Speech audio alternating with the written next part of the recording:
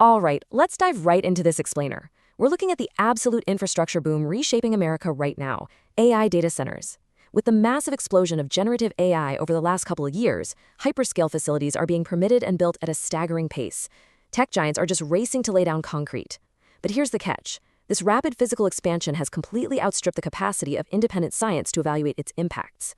We're facing a landscape where the underlying evidence itself is totally contested. And today, we're focusing specifically on the revelations found in Chapter 3 of a comprehensive report by Virtualization Options LLC. So Chapter 3 starts by peeling back the onion on a deceptively simple question, one that has completely divided the experts. How much power does an AI data center really use?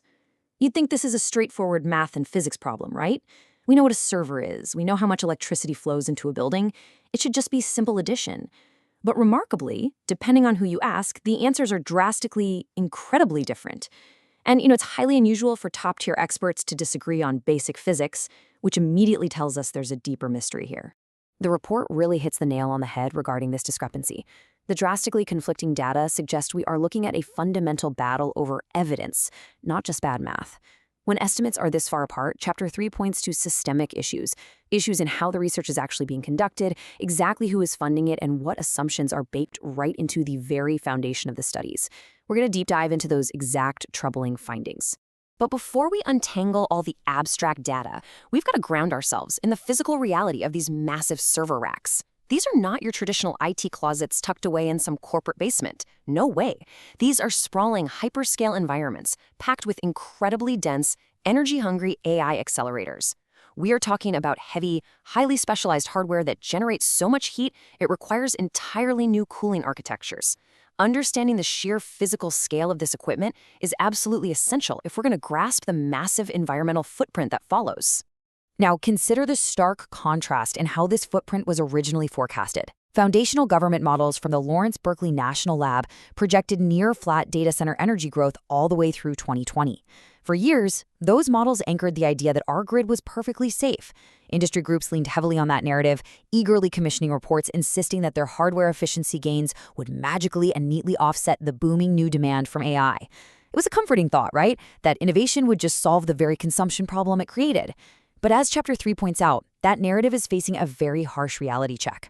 To uncover the true environmental cost of that reality check, Chapter 3 breaks down carbon accounting into 3 distinct scopes. Let's walk through this, because it's important. Scope 1 covers direct emissions on site, like backup diesel generators, which is actually a pretty small piece of the pie. Scope 2 is the electricity they buy off the grid to power the servers. But here is the kicker, Scope 3. This covers the entire supply chain. Think about the thousands of tons of concrete poured for the facilities, the steel, and the rare earth metals extensively mined to create the chips. The report notes this Scope 3 footprint is often 2 to 5 times larger than the rest combined. Yet it's the category most rarely disclosed in corporate reporting. And this lack of transparency brings us to a massive accounting dispute detailed in the report involving RECs, or renewable energy certificates. Basically, think of a REC like a digital receipt. It's a tradable financial instrument representing 1 megawatt-hour of renewable energy generated somewhere in the world. Buying these receipts allows tech companies to financially claim a GREED status.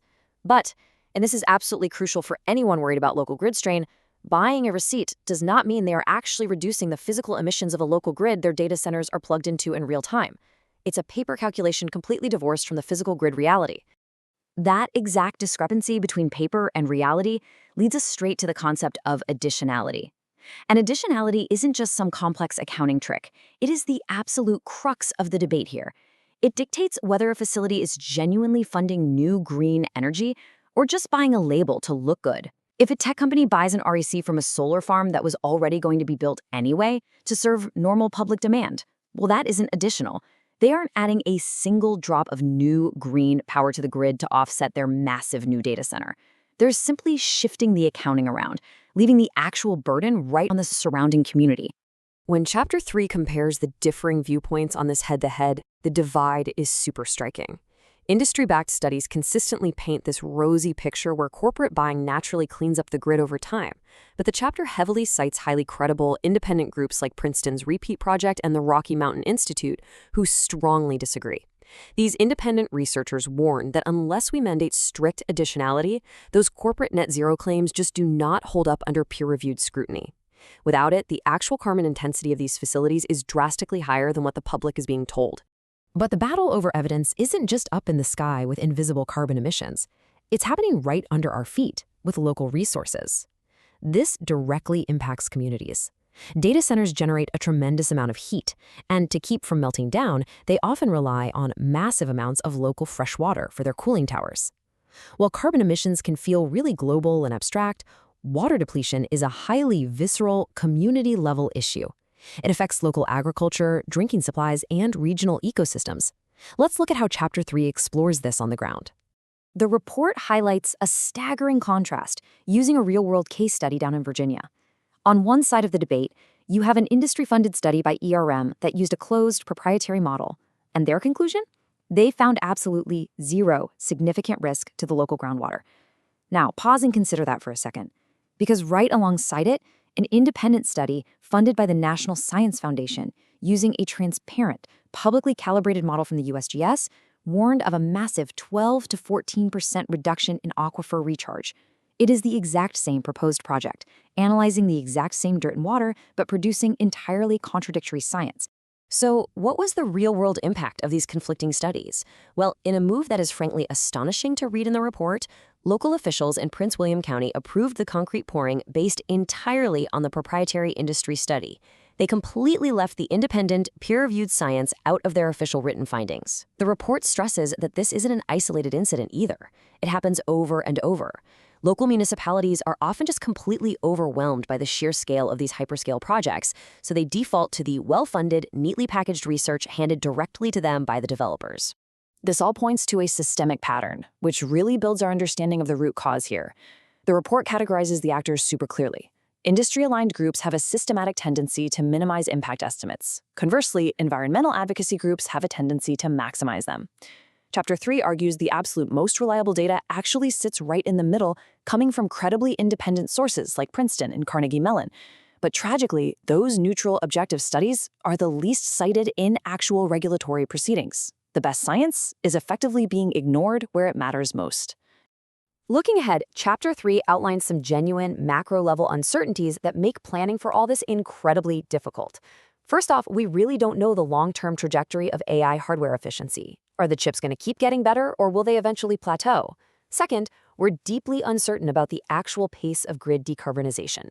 Historically, we've vastly overestimated how fast we can build out renewable grids. And finally, there are massive systemic economic effects to consider.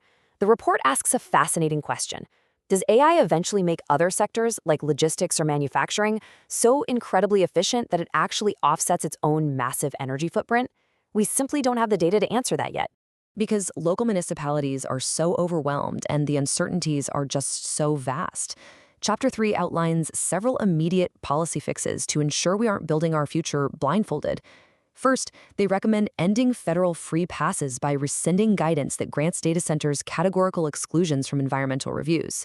Second, to give communities a fighting chance, they suggest requiring full, comprehensive environmental impact statements for any massive campus over a 50-megawatt load. And third, to fix that research bias we just talked about, the government needs to establish research grants through the NSF and DOE that explicitly prohibit industry funding. That way, regulators finally get access to completely unbiased data. So, the ultimate question we are left with as we wrap up this explainer is this. As this unprecedented infrastructure rush literally reshapes the American landscape, will we demand untainted, independent evidence before the next foundation is laid? The findings in Chapter 3 of the Virtualization Options report make it crystal clear. Understanding the numbers, and more importantly, understanding exactly who paid for those numbers, is the absolute only way we can ensure this immense technological leap forward doesn't leave our local communities and our environment paying the ultimate hidden price. Keep asking those questions, keep looking at the evidence, and we'll see you next time.